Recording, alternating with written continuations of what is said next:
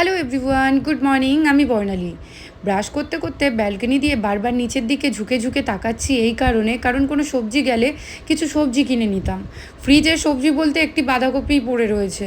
সকালবেলা সবজিওয়ালা এখান দিয়ে রাস্তা দিয়ে যায়, তাই ভাবছিলাম যে ব্যালকনিতে বারবার ঝুঁকে ঝুঁকে দেখি কোনো সবজি থাকলে কিছু কিনে নেব।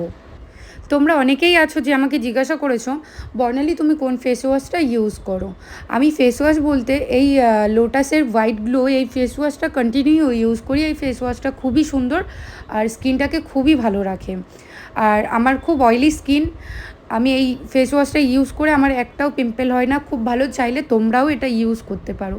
আমি তোমাদেরকে দেখাচ্ছি মুখটা ধোয়ার পরে কতটা শাইনিং আর গ্লো করে, কোনো এডিট ছাড়াই আমি তোমাকে ফেসটা দেখাচ্ছি কত সুন্দর, দেখো, কোনো মেকআপ ছাড়া। দেখো, গামছা দিয়ে মুছে নেওয়ার পর স্কিনটা কত সুন্দর গ্লোয়িং অ্যান্ড শাইনিং করছে। খুব সুন্দর কিন্তু লাগছে স্কিনটা, আর সারাদিন খুব ভালোও থাকে স্কিনটা। এই যে আমার উনি বাই বাই করে অফিসের দিকে রওনা দিল। আর এদিকে অবন্তিকা কী করছে একটু দেখি, তার সাথে একটু খেলাধুলা করে নিই। খেলা করতে করতে দেখি প্যান্টের মধ্যে হিসি করে দিয়েছে। হিসি করেছে আমি বুঝতেই পারিনি। আমি আমার বাচ্চাকে কখনো প্যাম্পাস পরাই না, প্যাম্পাস পরালে এই গরমে র্যাশ হয়ে যায়। তো আমি প্যাম্পাসটা একদমই পছন্দ করি না, না রাতে পরাই না দিনে পরাই। প্যাম্পাস আমার একদম পছন্দ না, আমি সবসময় এরকমই রাখি। আর ও তো বাচ্চা, বলতে পারে না, তাই না? ওর প্রবলেম হলে ও বলতেও পারবে না যে মা আমার প্রবলেম হচ্ছে। তাই আমি প্যাম্পাসটা একদম পছন্দ করি না। প্যান্টটা খুলে দিয়েছি, এর মধ্যে দেখি আমার ওনার ফোন এসছে। ফোনটা রিসিভ করি। গল্প করতে করতে আমি বললাম, নিজের দিকে তাকিয়েছো? দেখেছো চুলদাড়িটা কত বড় বড় হয়েছে? তোমাকে পুরো সাধক বামা খ্যাপার মতো লাগছে। আজকে এসে চুলদাড়িটা কাটিয়ে নেবে।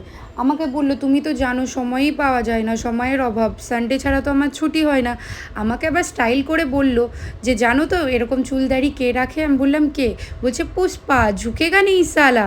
আমি বললাম আচ্ছা, পুষ্পা তো আমার মায়ের নাম। দিয়ে ওই নিয়ে একটু হাসাহাসি হচ্ছিল আর কি। শুধু ফোনে বসে বসে গল্প করলে হবে? এদিকে তো পেট পুজোও আছে, পেট পুজোটাও তো করতে হবে। মাকে বললাম, মা আজকে কী রান্না করব।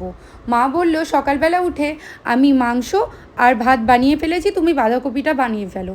আমি বললাম আচ্ছা ঠিক আছে, আজকে তাহলে বাঁধাকপি, ভাত আর মাংস লাঞ্চে খাওয়া হবে। তাই বাঁধাকপিটা আমি সুন্দর করে চাকু দিয়ে কেটে নিচ্ছি।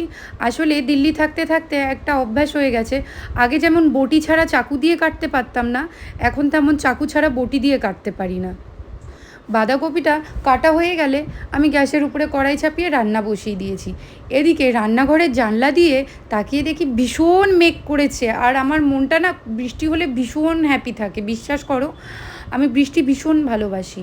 তাই ভাবলাম বৃষ্টি হলে আমি ছাদে গিয়ে একটু স্নান করব। বাঁধাকপি খেতে আমার খুব ভালো লাগে, খুব ফেভারিট একটা সবজি বাঁধাকপি আমার। তোমাদের কেমন লাগে আমাকে জানিও কিন্তু। এই যে বাচ্চাটিকে দেখছো, এই বাচ্চাটি আমাদের সামনের ফ্ল্যাটে আসে। দেখো তো, ভাবা যায় আমি বৃষ্টি আসবে আসবে বলতে সত্যিই বৃষ্টি এসে গেল, কিন্তু আমি তো পুরোপুরি ভিজতে পারলামই না।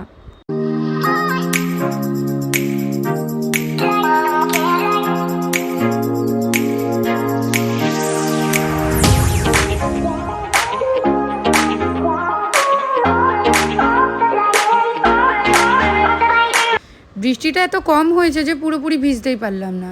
স্নান করে পুজো দিয়ে নিয়ে ভাবলাম অবন্তিকাকে একটু ছাদে ঘোরাতে নিয়ে যাব। হ্যালো করো, হ্যালো। আমরা একটু গুলু গুলু করি, হ্যাঁ? দেখো, হাই। চলো।